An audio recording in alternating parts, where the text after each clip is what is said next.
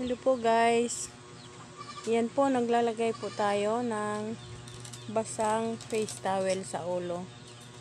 Protection po sa init. Tsaka naglalagay din po ako ng mga ice sa palanggana, nilalagyan ng tubig at tinututukan ng electric fan para po malamig ang paligid. Sobrang init po talaga.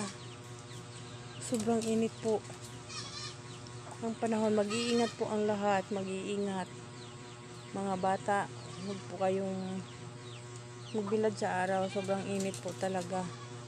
Ang sarap na nga lang ding huwag nang lumabas ng bahay. Hindi nga po ako nagtinda today kasi kahapon nagtinda kami. Inabutan kami ng tanghali. Sobrang init. Pagdating ko dito sa bahay, parang sasabog ang ulo ko sa init. Kaya ngayon po hindi po ako umalis, hindi po ako nagtinda. Thank you for watching.